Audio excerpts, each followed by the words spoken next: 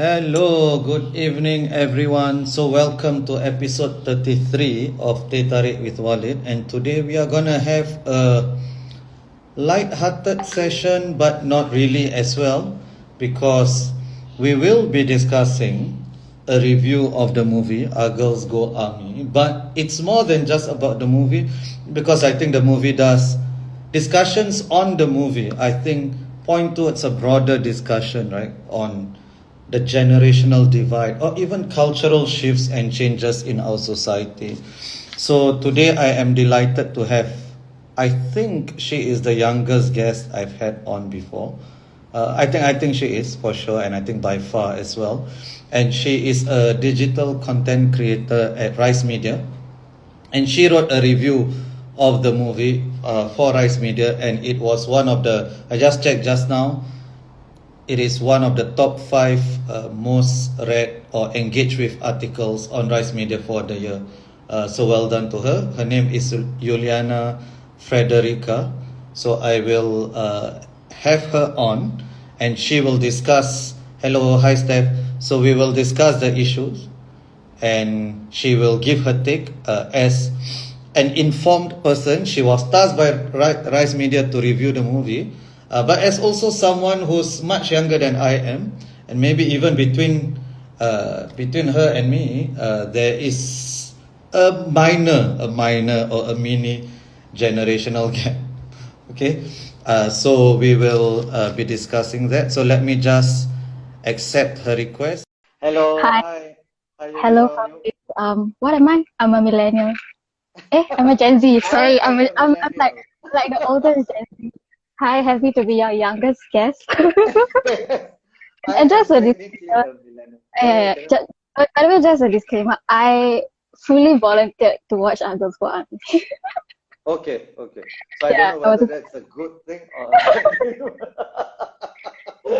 Okay, well, anyway, so thank you so much, Julie, for coming on. And no problem. I think Rise Media has been pretty supportive as well, right, of your appearance here.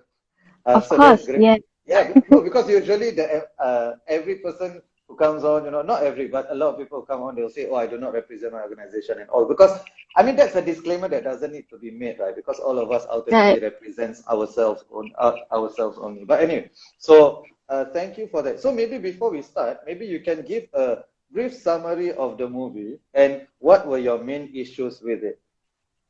Okay. I mean, I also need to make a disclaimer.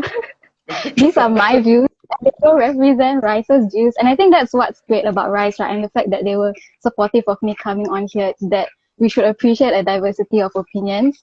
And again, basically, I volunteered to watch the movie because I really wanted to understand what the actual movie is like. Like the movie got a lot of negative comments before it was even released, but I really wanted an objective view. And I went into it knowing that I'm not the target audience.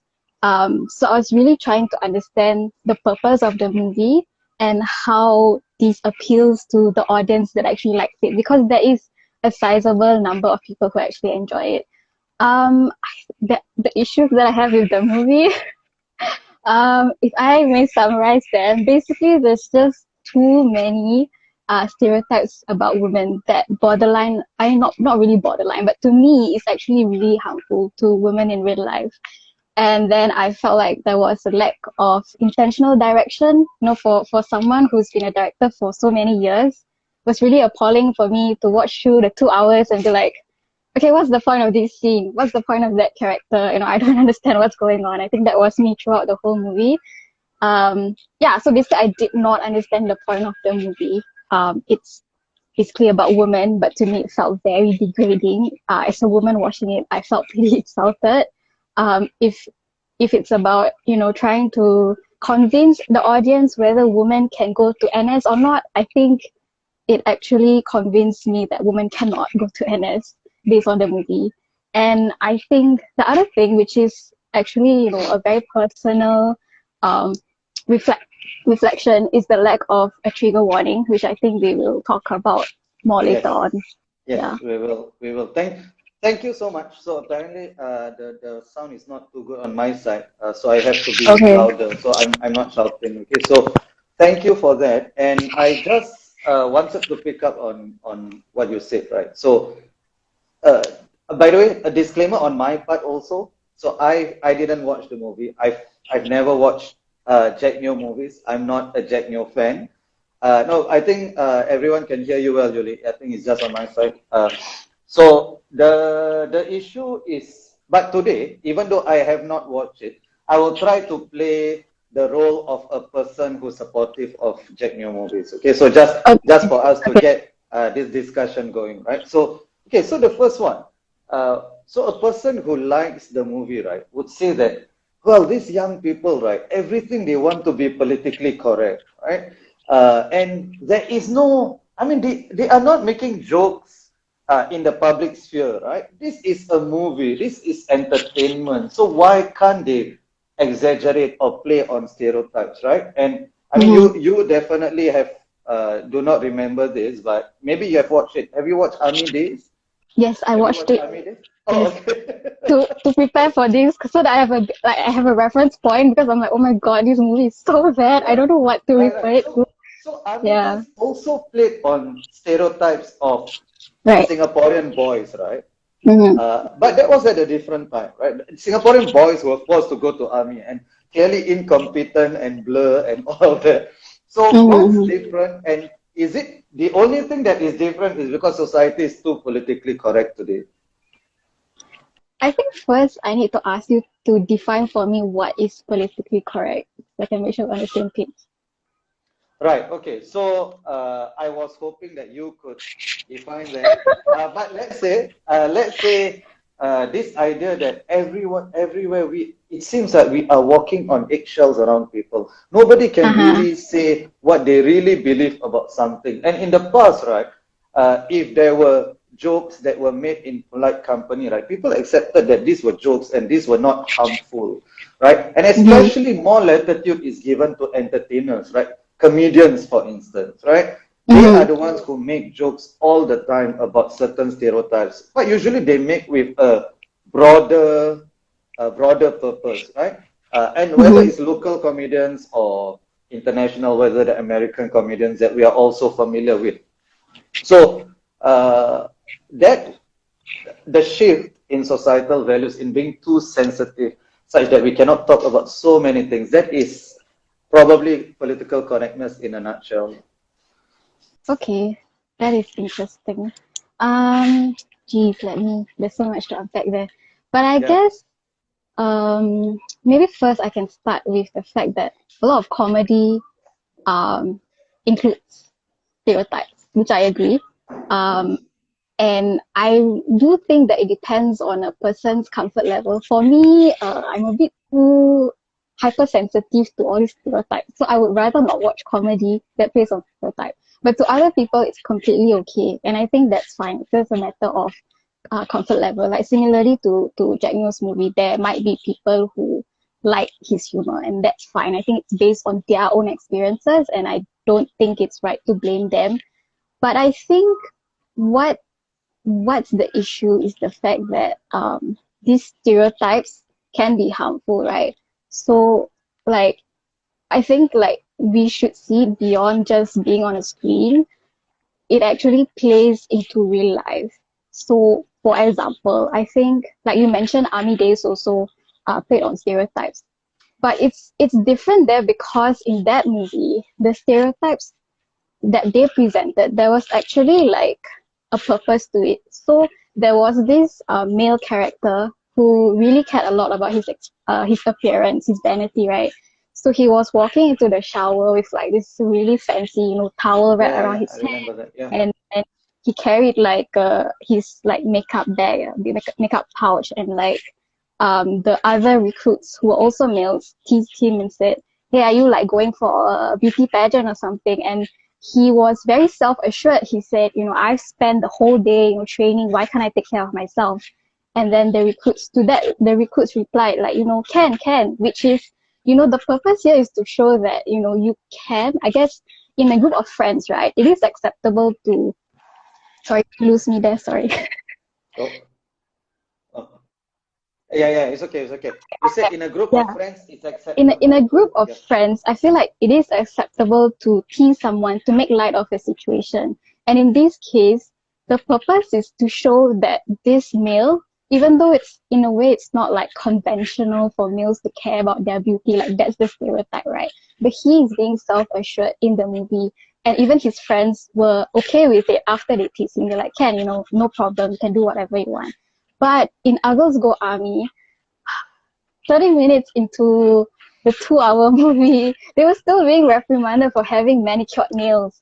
And to me, it's like, first of all, these are such basic rules. It's like when you go to school, you also know there are like very basic rules. Like no one goes to, a certain institution knowing the rules and like doing very frivolous things like having nails. I felt like that was pretty pointless. That was a very heavily played on stereotype that to me did not add anything to the story and to me was actually insulting, like demeaning to women to think that we come in not knowing the right mindset. And so I watched the movie with my colleague Laili, and Laili actually interviewed like real SAF officers who are female, and they agreed that the portrayal of the recruits being like very vain, very frivolous, hanging like fairy lights in their cabinets and like having stuffed toys and all that kind of stuff. It is a very simplistic view of the officers, and But it's downright insulting.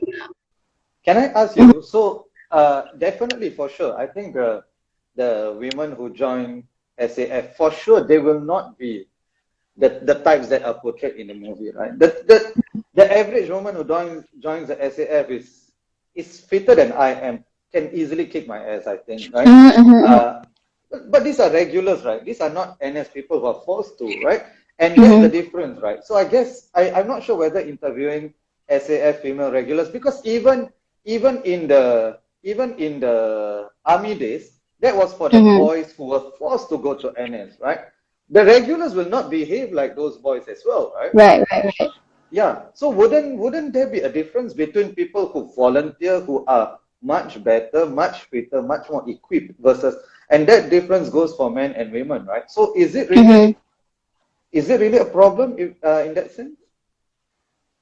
I don't think it's a problem if you paint it that way, but just based on gender stereotypes, right? I'm not talking about like, is it their first time or are they regulars or not? I think it's just, and I think we need to think of the larger context of like women in real life are already heavily criticized. And I think another media publication, their review of Argos Go Army is like, you are putting down and teasing and making fun of a group that's already made fun of so much in real life. So what's the purpose of doing that in a movie where like women are conscripted to go to NS? I think for me, going into the movie, I expected the movie to kind of um, convince me that women can do well in NS. But unfortunately, the movie convinced me otherwise because it really portrayed women Right, as very weak. And I right, think the difference with Army Days is at the right. end of it, the Yes, yes, boys yes. actually learned Correct. through Yeah, from yeah. it. There But was a success at the end where they yes, overcame the odds. Yeah, yeah. So I mean, I yeah, didn't watch Girls Got Me. So there wasn't anything of that sort in this. There wasn't anything of that sort in Girls Go Army. no, there was barely any plot development or character Okay, development. okay, fine. Now then, I think that is an extremely valid criticism, right? Because Mm-hmm. I think if you saw in the conscription for boys that there was a different outcome, like all of them sort of Right. bloomed, after that 3 months. So I think Mm-hmm. that's definitely a problem. So I do accept that. Maybe can I ask you? I mean, there are a few comments here from Megan and Audrey and Angie and Steph, and maybe can I ask you? So you said this is a group that is already made fun of in real life, right? So Mm-hmm. what are the groups that are not made fun of in real life that can be made fun of in movies that will be acceptable? Because it seems like some groups, for people who are more politically correct, right? They would say some groups are more protected species, right, than others, and therefore you cannot make fun of these groups, right? So what are the groups that it's fair game to make fun of?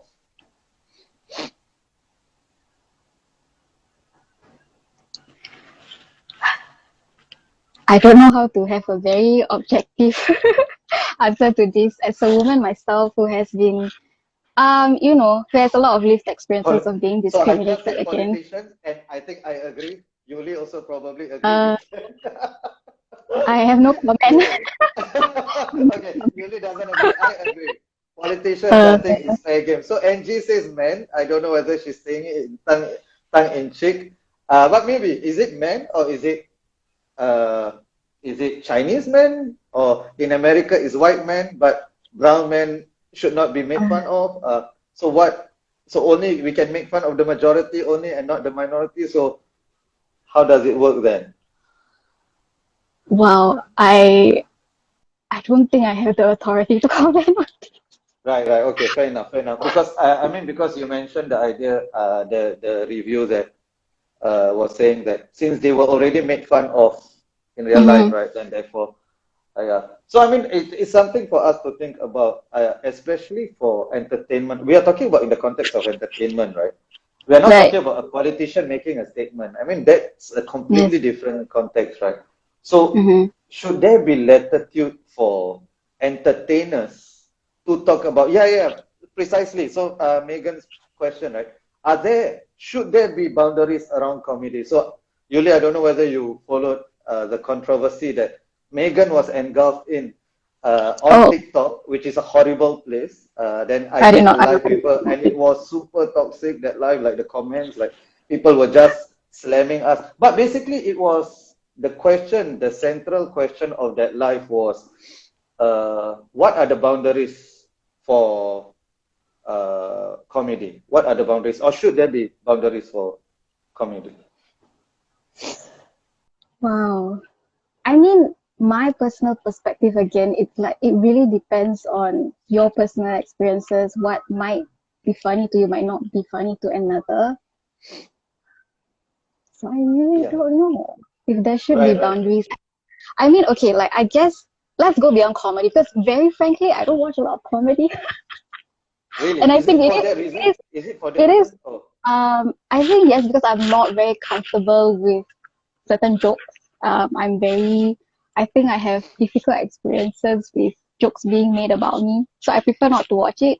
But I think in the broader context of media, right, and what can be said about media and yeah, what they can say in media, who gets to say what, I think like there is harm, of course, in policing media too much. And I think that's why the standards of uh whatever is in the media is as low as it is today. It's the reason why people like Jack Neo movie, the standards are really low, but I think like it comes with the fact that there are a lot of boundaries that around media in Singapore, right?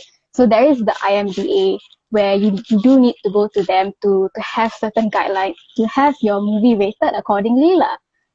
And the guidelines are pretty vague.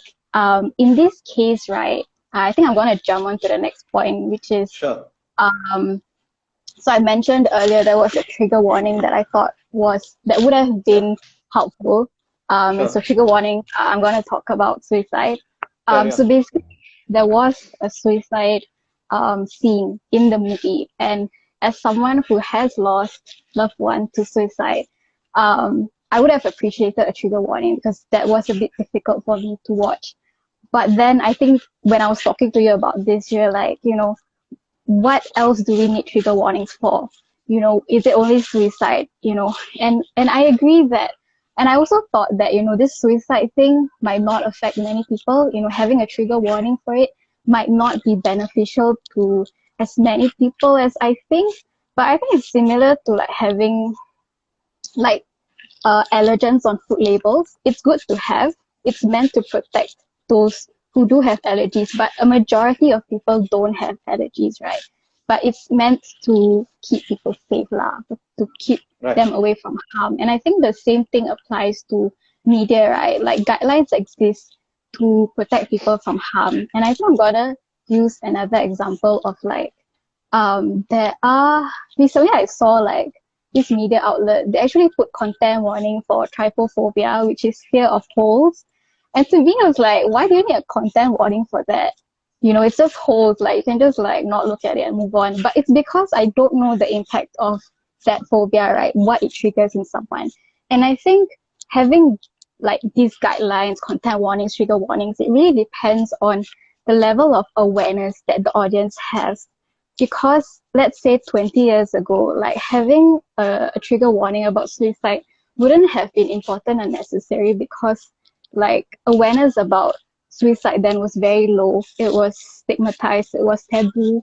But today it is significantly more important to have a trigger warning because people are more aware of the impact of it.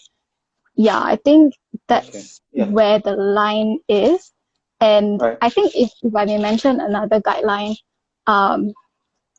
so a bit a bit touchy but it's about race. And so IMDA also has guidelines regarding race. And I'll read it out for you, okay? Don't take things out of context. Sorry, is this still related to the trigger warning or is it a Yeah, separate? so Yeah. it is. Yeah. So it's about the general guidelines surrounding what's shown in. So classification should be sensitive to the concerns of different racial or religious groups and need to safeguard racial and religious harmony. Mild racial or religious stereotyping may be classified at a lower rating, while stronger depictions will require a higher rating. So based on this, right, if you like, there have been instances where films or plays, just because they mention certain racial issues, they get an M18 rating, which to some might not be fair because you're like that is comparable to something that has sexual content. But this is just talking about race. So the guidelines here are kind of vague, right? And I think like on the authority side, there needs to be some updating with regards to like the audience's comfort level also.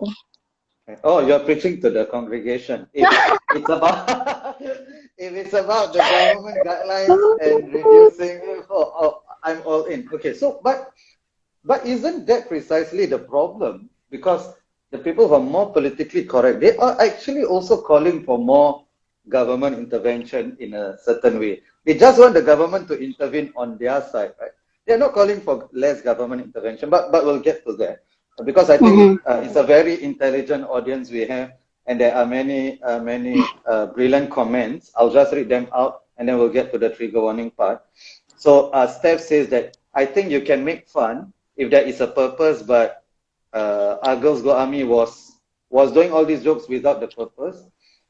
Megan also said there is no larger purpose except a cash grab comedy movie. Then is that wrong for a director whose sole purpose is to make money? Is that wrong? I mean, that's something we can discuss later on as well.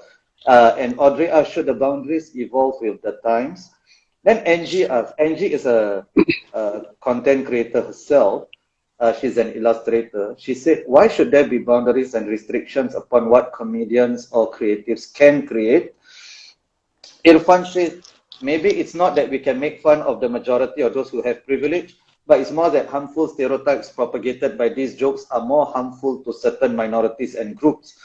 And a question we can think about is, are jokes really that harmful if done in a context where it is, people go there to be entertained? Then what is the level of the harm of that joke?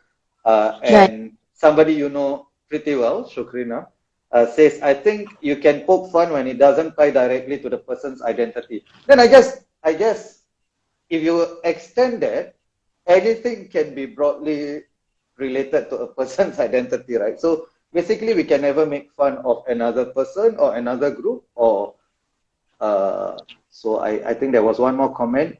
Lian said, the type of comedy betrays the paradigm. Good comedy probably interrogate the paradigm and its assumptions through stereotypes. This one I think is a very powerful point. Good comedy usually is intended to overturn the stereotypes, usually, right? But then again, who's to say what is good? I agree that for me this is good comedy. But the fact that Jack Neo makes millions and I do not, only 60 people view my live. Maybe that tells us something that other people disagree with us, or what the definition of a good comedy is. I think we'll get to that later on. And Sarah asked, and I'll end with this comment: shouldn't the responsibility be on the filmmakers or content producers to lead the conversations for this content and trigger warnings and not dependent on the audience. And I think I wanted to ask. Saim mentions that good comedy always punches up, which I agree with also, right? But the question is, does comedy always need to punch up? Can it punch up and punch down at the same time? Okay, so all those I think are broad questions. Okay, I intended for today to be 45 minutes. Maybe we have to do 2 hours. Yeah, I mean, as long as you right? Like, yeah, please. And this is better content, by the way. Yes. Anyway, so on trigger warning, right? So everybody has a story, right? So your story is that you lost a loved one to suicide, right? And I lost a loved one. I lost my dad to a heart attack, and he got a heart attack in public, and he passed on. So heart attacks are triggering to me, right? Every time I hear of it, immediately a lot of emotions and a lot of sentiments, a lot of feelings go through my mind and my very soul, right? So last year I lost a couple of children, right? And I saw them pass on in front of me, right? They literally breathed their final moments in front of me, and I had to carry both of them in my arms. Until today, whenever I see a baby, I am extremely triggered. Not even a miscarriage. I see a living baby, I am extremely triggered, right? A lot of thoughts and emotions run through, right? So should we have trigger warnings? So a movie should have a trigger warning for heart attack, for cancer, for violence, for this movie features babies, right? So, because my point is everyone has a story, right? So ultimately it's a trigger warning. And maybe this is the generational thing, right? Is it ultimately a desire to by the way, somebody just texted me too, as in terms of going through loss of children. So they are triggered whenever they see a baby. So is the idea of trigger warning basically us wanting to be shielded from things that would make us slightly uncomfortable? And isn't life uncomfortable, and we are going to go through all of this in life, and there will be no trigger warnings in life? That's a very good question. Let me try to piece my thoughts. But I don't think the onus is on media to, to use trigger warning as like the baseline, right? I think what's more important is for society as a whole, beyond what we see on screen, to be trauma informed. So I actually wanted to leave out that point about like, this movie should have a trigger warning, because like I said, it didn't seem too important. And I would say because I go to therapy and I've been working through my own triggers, it's been a few years. So when I watched it, it was pretty decent to me. Like I just felt like, it could have been helpful to have it. And I think that probably, like life is uncomfortable, everything is uncomfortable, but I think it's about how sensitive we are towards people. I think perhaps watching a lot of movies, I don't think there's a lot of sensitivities that's involved when you talk about difficult topics like suicide. And I cannot comment on like heart attack and cancer, of course that would be very difficult if you want to mention all of that.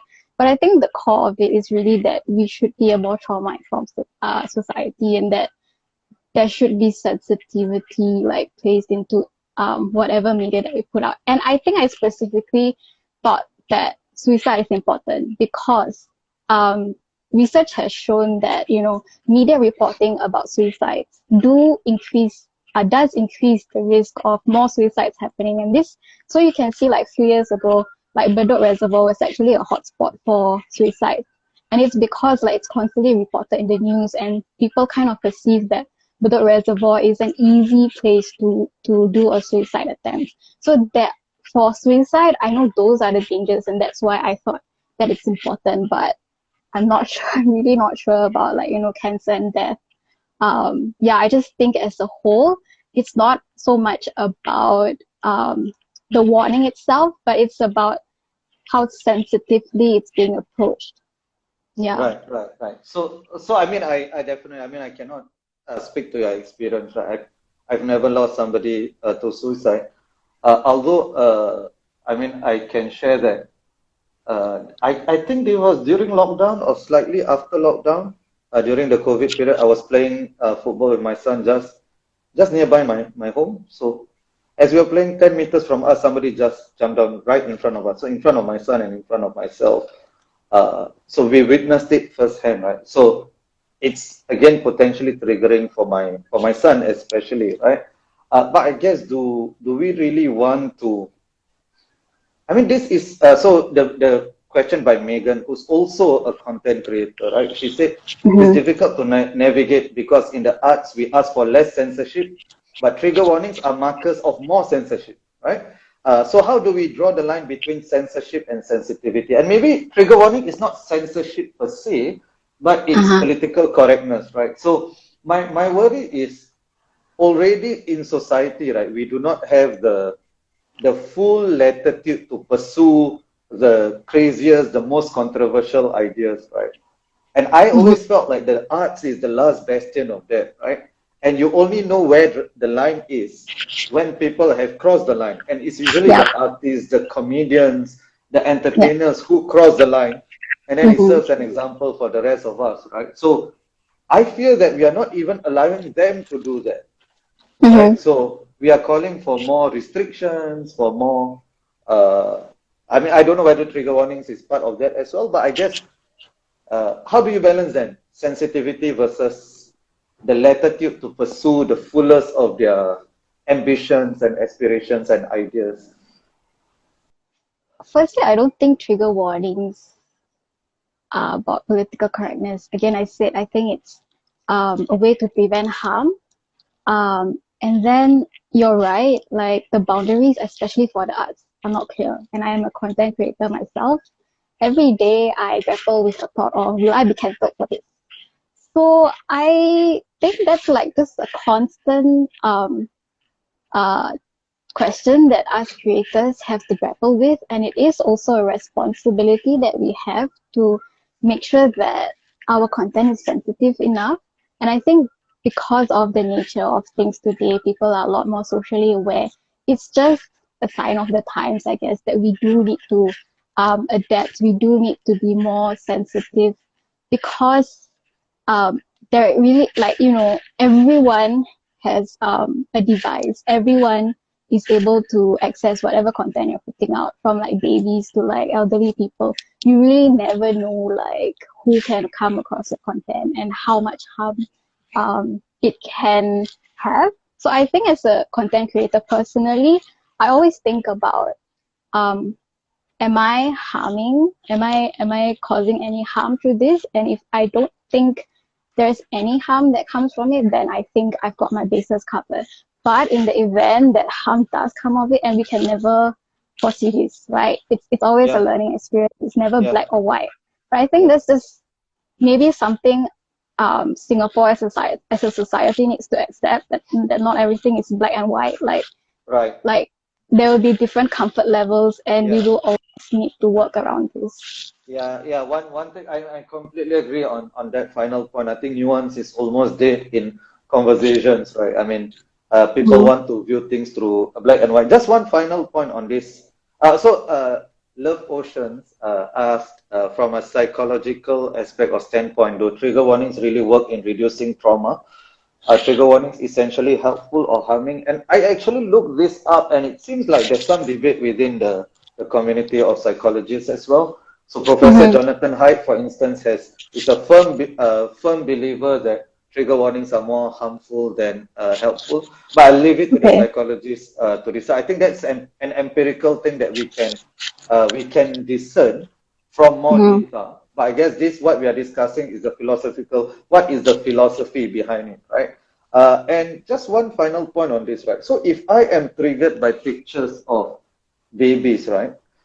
Is the onus on me to mute people or to not be too triggered, or is the onus on everybody else to never post pictures about their children? I think it definitely goes both ways. As content creators, I think we do need to be aware. And personally for me, even when I post on IG stories on like the daily basis, I think about, okay, is there anything that's happening today that if I post right now, it might not sit well with people. Like for example, like if the COVID cases are rising and then I'm posting something about I'm going out enjoying, and I'm posting a video of like so many people together without masks, like that's insensitive, right? So in that case, the onus is on the creator to make sure that in the context that we're in, that the content does not harm anyone. But also as an audience, yes, I agree, we do have the duty as well to exercise our own like discretion and responsibility. Like, I mute a lot of things.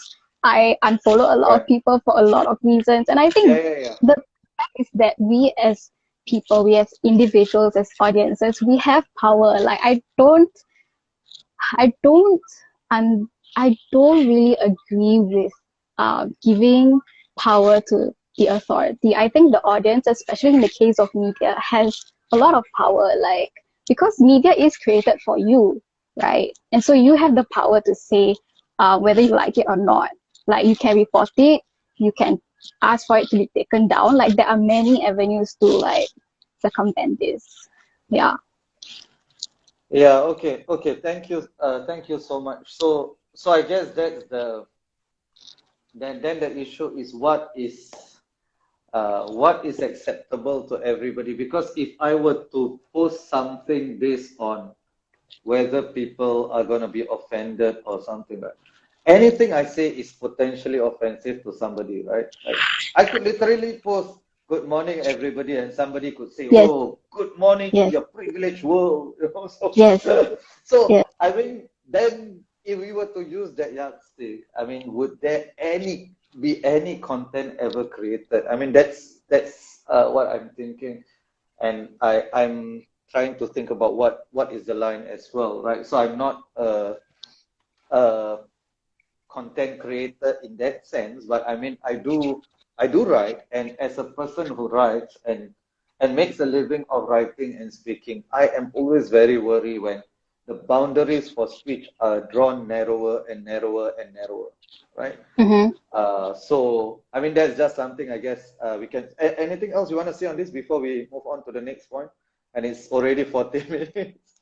Oh gosh. I mean, Yeah. yeah, it's like inner work lah. You know, we talk about like policies, guidelines, yeah, all this kind of stuff. But if you're an angry person, your anger is not managed, and you're offloading your anger on social media, then it's a societal problem where people are just too emotional. They don't know boundaries. They're not sensitive towards others. Then it's really an individual issue. Like no matter how many Right. guidelines you have, it will not All right. help that problem. I, Yeah. I agree. I think also for me, the way I do it is on personal issues. I am sensitive in posting things up. I don't need to post about how happy I am if I'm really happy, right? But if it's about ideas, right, I don't see a need to really manage feelings that much. Because Right. if you're gonna say something important, you're gonna offend somebody, right? For Right, sure. of course. Otherwise, Yeah. unless you say, "Oh, the world is all about love," and blah blah blah, all of that, and you'll never offend somebody if you say something very very mundane or asinine. Right? Okay, so just final word on this. I'll give Sarah the final word on this. So I think Sarah says on an individual level, I think we should really do our best to manage our own triggers and have the agency to do that. I think I mean I definitely agree with that. So let's move on, right? So what does a good Singaporean movie look like? Because you said that the movie doesn't have a point, right? Right. So does it need to have a point? Is it okay if it just makes people laugh and it makes money? And is that a good Singaporean movie? Or how would you define a good Singaporean movie? Oh, by the I way, we have Leon Pereira joining us as well. think. Yeah. Hello. I am Walid's youngest guest. Wow, Um, very ageist. to answer your question, um, what I mean, let's not talk about like Singaporean movie. Let's talk about what makes a good movie. Like you said, is it okay if it's just meant to make you laugh? Then yes, the point is to make you laugh. But the problem with others, what I mean, it did not make me laugh. So that's why I said there was no point to the movie. But it Um, made a lot of people laugh, right? yeah, so the point was fulfilled for them, but not for me and not for the sizable others who did not find it funny. So again, I say there's no like we need to acknowledge that there is, you know, this diverse opinion. Like there are people who like it, people who don't, people who just don't care about it. That's perfectly fine. But I think what's good about this whole thing is the fact that it's actually starting discourse about what is a good movie, right? Like before this, we didn't care, what goes out in our local movies, and that's a good move. And I say this because I think arts is generally not supported in Singapore. It's seen as a privilege to the middle class because clearly we're moving towards a society that focuses more on STEM subjects, right? So movies are a luxury, reading is a luxury. But right now, because there is a bad movie, people are actually talking about what's the what's the basis of a good movie. And I think that's a positive move.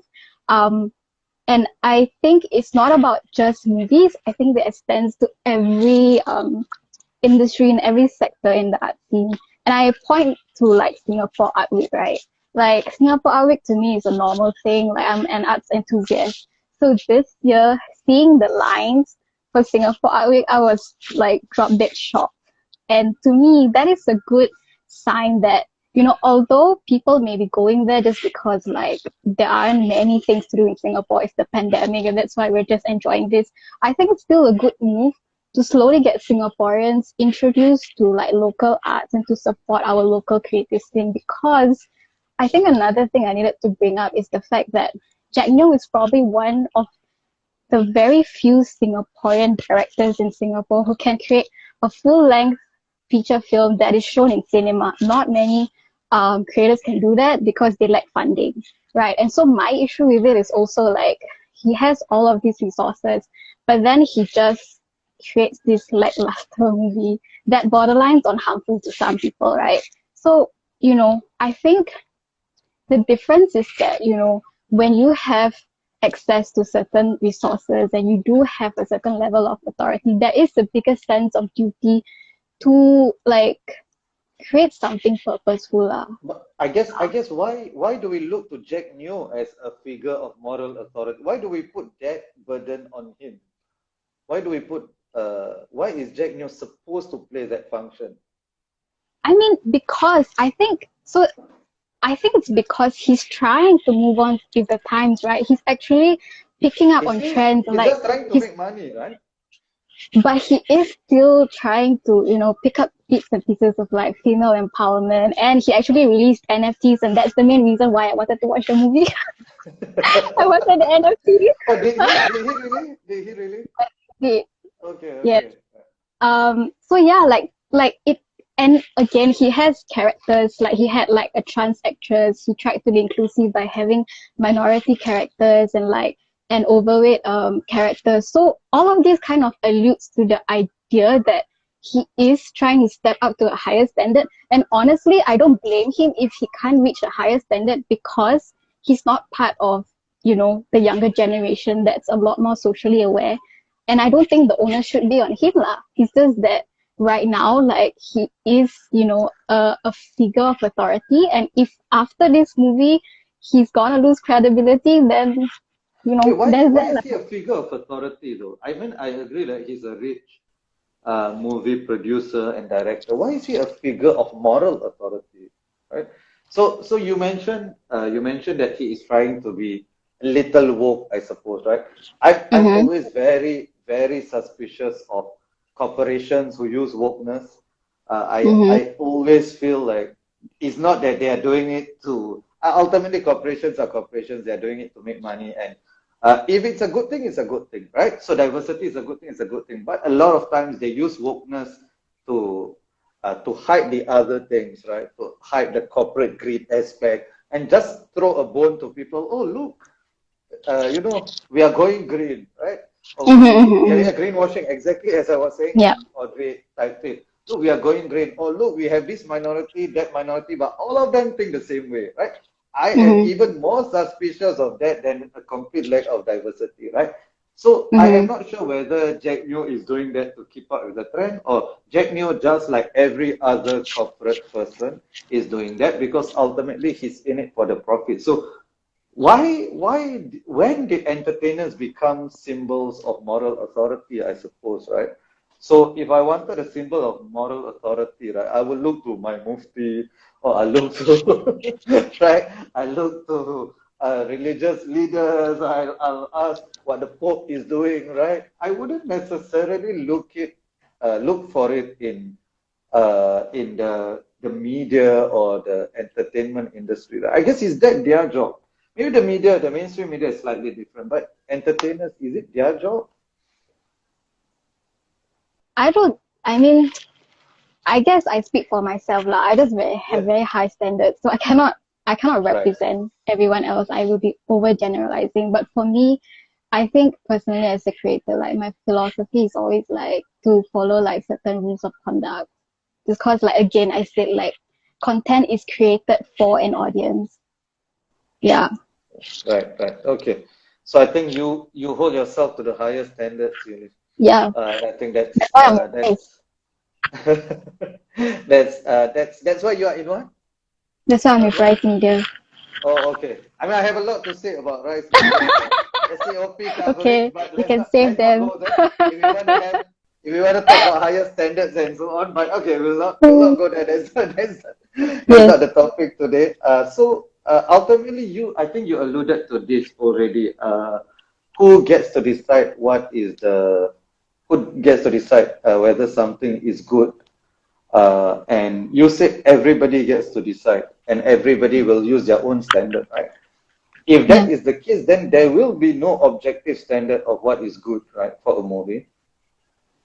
Yeah, I guess so. Then why are we having this conversation then? If there's no objective, I if mean, there I is, guess I think that's the point I was trying to get at by watching the movie, right? I accepted that people are gonna like it and people are not gonna like it, and that's perfectly okay. We should not put the responsibility on Jack Neo to produce a movie that everybody likes. I think there was that certain responsibility, right? Like why are we using Jack Neo as a figure of authority, or like a moral compass? It's because there is an underlying perception of responsibility put on Jack Neo because he has a certain right, reputation. And I think like my point really is to just accept that there is no objective standard for like what makes a good movie. Yeah. right, okay. So in that sense, uh, Jack Neo is not wrong to do whatever he did, right? Since there is no no objective standard of Uh, no comment. I am very PC. yeah, I mean, as I say, I'm not a Jack Neo fan, and I mean, this session has only convinced me that I shouldn't be watching Mm-hmm. Jack Neo Mm-hmm. Yeah. movies. Yeah, But just yeah. go watch Girls Go Army. Yeah. Sorry, just go watch. Why? Don't watch. Oh, just don't. Yeah, yeah. I mean, I'm not intending. I'm not intending to. Okay, okay. So, do you want to just briefly talk about? Okay, so somebody, Saiful mentioned that this reminds him of the OLG saga and how they're expected to be a moral standard, right? And I guess why is it? Is it because they have a platform? What if that platform? I mean, not OLG in general, right? That platform is popular precisely because it doesn't subscribe to any moral standards, and it's a free for all. Then why are we expecting that? I'm not saying I'm taking a stand either way. I'm just asking Mm-hmm. the question whether we should or we shouldn't, right? I guess for me, politicians, I don't expect them to be moral authorities, right? But because they have political power, I do hold them to a different standard, right? And the media as well. And it's not just about media having power, right? It's also the media portrays itself as arbiters of truth in some way, right? In some way of Mm-hmm. objectivity. And that's why we must hold them to higher standards, right? And I'm Right. thinking, if Jack Neo has never made those claims and he is not running for elections, is it still fair for us to hold him to higher standards, right?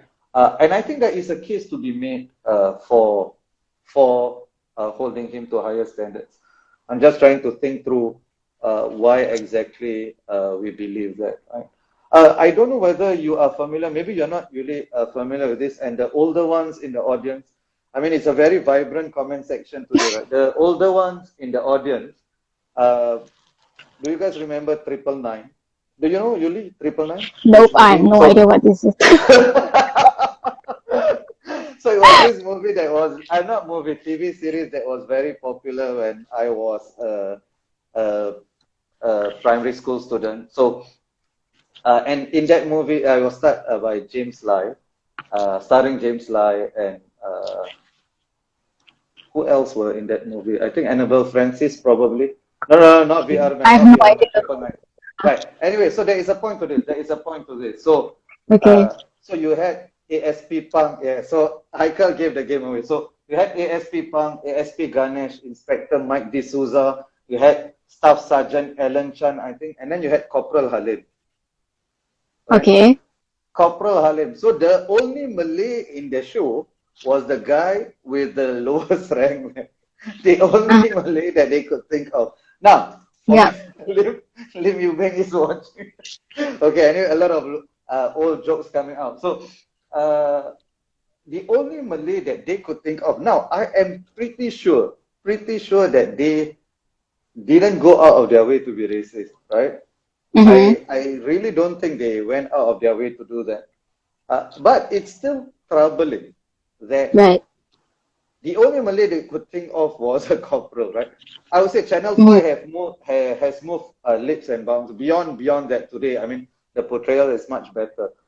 So when I look at that, right, and I reflect on it, I mean, I still think it's a problem, right, that there was that portrayal, right? But the Right. problem is a deeper problem. It's not a MediaCorp problem, or at that time TCS, right?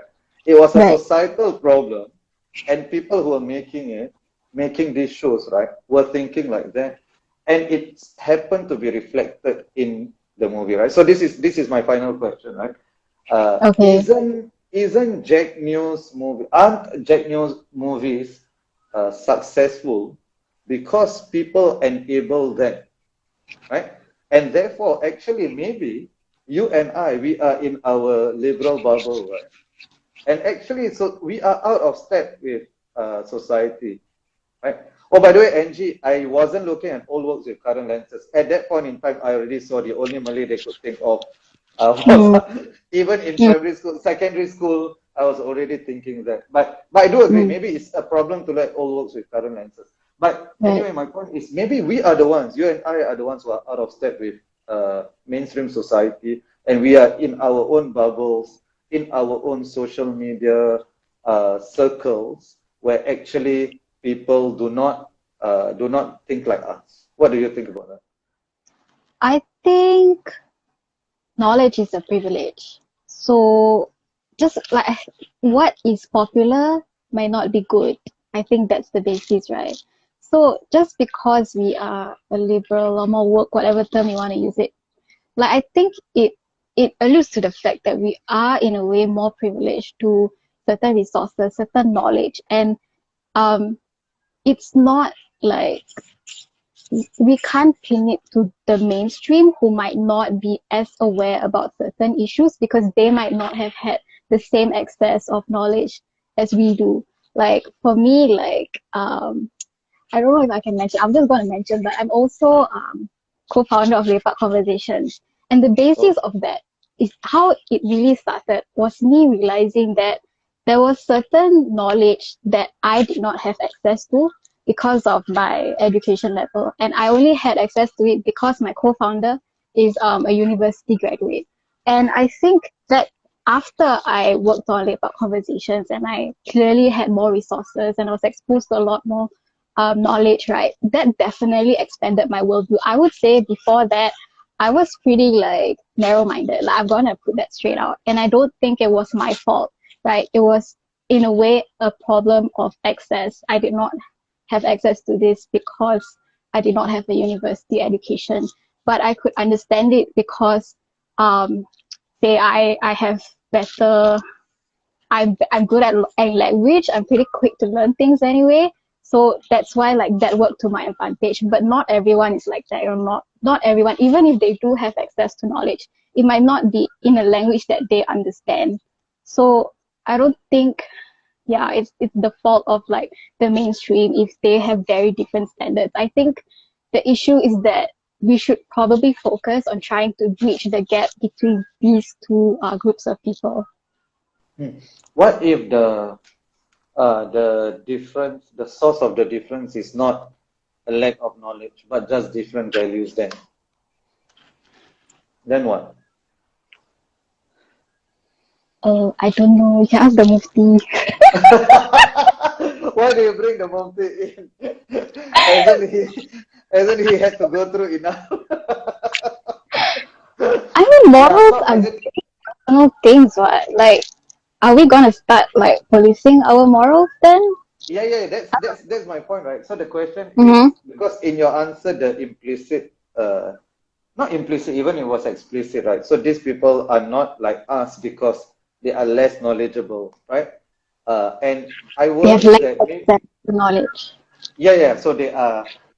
That's a very clever way to phrase Yes. it. So they have less access to knowledge, right? But in a way, that may be a very elitist or condescending view as well, right? That's what the Mm-hmm. PAP also says, and people always slap them for it, right? I mean, you don't have Right, the right. same access to information that we do, right? So when we do this, are we falling into the same trap? And what if it's not? What if they actually know the discussions, but they just disagree with it? They just disagree with the idea that we need political correctness, for instance. Mm-hmm. That's also a possibility, right? Right. Yes, I agree. Right. Okay. So thank you so much, Julie. I think you have really opened a window into another world for people my age, and a bit older than I am. So I guess our age difference is not that much, but it's still significant, right? So you can expect that more people my age are gonna be people older than me are gonna be even more. They're gonna have even more of these questions, right? As in, why should Mm-hmm. we care about trigger warnings and all of that? I think it was a good discussion. I think you put up a very strong argument for why we should have all of those. And again, I just wanted to say I was really playing the devil's advocate role. I don't necessarily agree with everything I myself said. Maybe just the part on trigger warning, just that Mm-hmm. part. But the rest, I was just trying to see how a Jack Neo fan would think. So any final words, Julie, that you I wanna say? Yeah. I think just generally for me as a creator myself, I think it's encouraging that we are even having this discussion. And beyond Jack Neo, I really hope people will, check out other um, independently produced movies. Like you can go to the projector, you can go to the substation, you can go to objectives. There are many, many, many avenues for you to support local creators. And also like alternative media. Yeah. Actually, I'm curious, Walid. Can I ask you one question? Sure, you can ask me many What questions. Yeah. what's your general thoughts about Argos Go Army? Oh, so my ultimate consideration is freedom of speech, and Okay. I worry that a lot of times people on our side, however you define our side, right, comes with good intentions, right? They come with good intentions, but what they end up is they end up narrowing the boundaries for speech more and more and more, right? And they Mm-hmm. always have good intentions, and they will always come with some clever lines or clever sounding lines like freedom of speech doesn't mean freedom from consequences and so on, right? But my worry is you continue beating this drum, right? One day it will be used against you. One day it will be used against you, and that day may not be too far away. Because ultimately, right, who gets to decide these boundaries is dependent on power. And it's not just dependent on political power, it's also dependent on cultural power. And today it may seem like people who hold on to these views have the cultural power. That's why we are so bold in drawing those lines. But tomorrow we may not have the cultural power. And if the shoe is on the other foot and people try to censor us, right, that's my biggest worry. So I always think I don't like Jack Neo movies, but I don't go watch it, right? So I don't need to, I mean, I can criticize it. I think I should be able to criticize it. but I don't think that he should apologize or he should be taken off. Definitely, the last thing I want is for government involvement in this. Yeah. That's the last thing. So Haikal Yeah. mentioned tolerance leading to intolerance. What sometimes the term I use is liberal intolerance, which comes from a good place, of course. It's about protecting people and all of that. So I don't know whether I answered your question, and if you have any response to that. Any response? Yeah, I mean, I agree with you. I think it's fair to be able to criticize, but we don't always need to expect consequences. And I think that's kind of the Yeah. issue now with social media. Like everyone wants like I don't know, like people are just trying to bring each other down, but why? Like why can't it be just like a learning opportunity for everyone? Yeah, I think yeah. Exactly. For me, the idea is, I mean, the first instinct shouldn't be to cancel, right? The first instinct Right. should be to discuss and debate and see where you went wrong. And even if the person really made an egregious mistake, then just apologize and then learn from it and move on, right? Let he Yeah. who has never sinned throw the first stone, right? That's something I always say, right? So there's a question here by Bandung Ice Blend. On some level, do we then accept that power is always shifting? Yes, of course, power is always shifting, which is why we must be extremely wary of calls for more censorship, right? Because one day we may be on the wrong side of power. So for us to have moral consistency, we must defend that, right? And it's within, now, that doesn't mean within this, we accept that, oh, your opinion is right, my opinion is right. No, we can say that your opinion is completely wrong. This is why, but you shouldn't be cancelled for it. Let's debate it. Let's not deplatform, but let's debate it, and let me show you how stupid your ideas are, and let me prove that in public, right? If I am so confident in the veracity of my ideas, the strength of my ideas, I do not need to call for censorship, right? I mean, ideally, but I know, of course, we live in a very different world now. As you said, I think you rightly, the word that you used was consequences. I mean, sometimes people are very bloodthirsty online. And I know for sure there will be one day, and that day be near, where they will be calling for my blood for whatever reason. Okay, scare me. I thought you were gonna say me. I'm scared, please. It will happen also. It will happen. I mean, if you're gonna do content, it will happen, right? Yeah, it will happen If you're gonna eventually. do content, a lot of content is gonna happen, right? So I agree. I never want people on my side to be cancelled. I never want people on the other side to be cancelled, right? So I hate Ben Shapiro, right? I hate him. I mean, I look at him, I cannot stand him, right? But I would never say, oh, Ben Shapiro should be jailed, for instance, right? He should be deplatformed. Yes. I mean, and the fact that he has such a large following, even if I hate him, I have to understand why people follow him, right? So that's where I come from. I understand that many people disagree with me, and that's fine. That's fine. Yeah, we can have a discussion on that as well. Yeah. So no, we don't need justice for Ben Shapiro. I mean, Ben Shapiro doesn't need any sympathy from any of us. Okay, so anyway, final word, Yuli. Just one final one, and then we'll end this. It's already over an hour. Yeah. Final words. I mean, I guess the other thing is really to respect differences in opinion and be open to bridge that gap. I think that's the most important. Yeah. Okay, excellent. I think that is a very consolatory note to end on. So thank you so much. I mean, if I didn't know, there is no way I would have guessed that you are in your early 20s or whatever it is, right? I mean, definitely you have a level of maturity. I mean, far more mature than I was at your age. Okay, thank you so much, Julie, for this. No problem. I thoroughly Thank you. enjoyed it. No, it was a pleasure. Okay, bye-bye, everyone. Good night. Bye. Thanks, everyone.